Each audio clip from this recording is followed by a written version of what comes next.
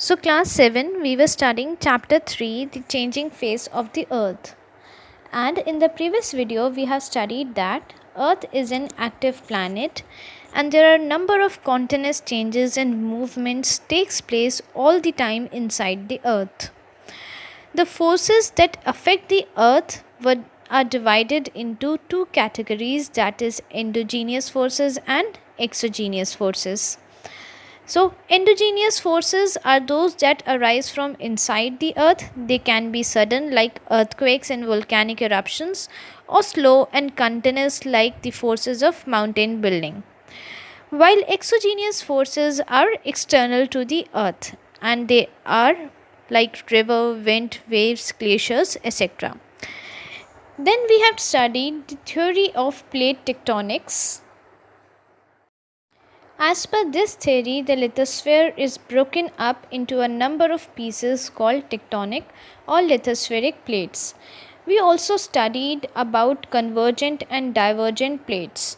Plates that move towards each other are called convergent plates, and the plates that move away from each other are called divergent plates. So now we will move ahead and will study the next topic, that is forces of mountain building. We know that mountains are never built in a day or two. Forces that build mountains are slow and continuous. Mountains are built by two forces, that is folding and faulting. So let's understand what is folding. So when tectonic plates are pushed or pulled, rocks are subjected to stress. Stress can cause a rock to change its shape. And when the external stresses are not more than the internal rock strength, the rocks bend, and this phenomenon is called folding. I repeat, when the external stress are not more than internal rock stress, that means the external stress is less and the internal rock strength is more, right? So when this happens, the rocks bend and this phenomenon is known as folding, right?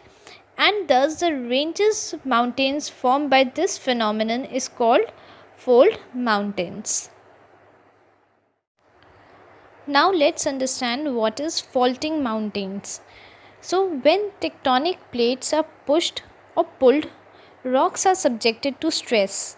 When stress are more than the rock strength, then rocks are broken and that creates a fracture in rocks, right?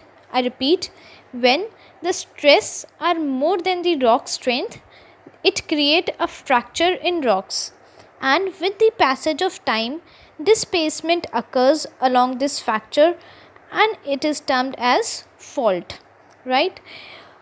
Then land gets displaced along the fault line, and when land is pushed up between two fault line, block mountains are formed like the Black Forest Mountains in Germany.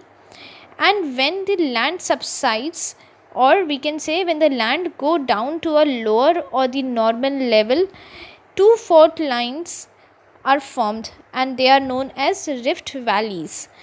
The valley of Narmada and Tapti are the examples of rift valleys. So children, as we can see here that the block mountains are formed when cracks or fault occur in the earth's crust and the land between the cracks sinks, leaving upstanding blocks on either side. Mountains are also known as fault block mountains. So as we can see here that the normal faults occur when the plates are pushed apart from each other, and then the reverse fault occur when the land is pushed up between two fault lines, and the fold occurs when two tectonic plates push against each other.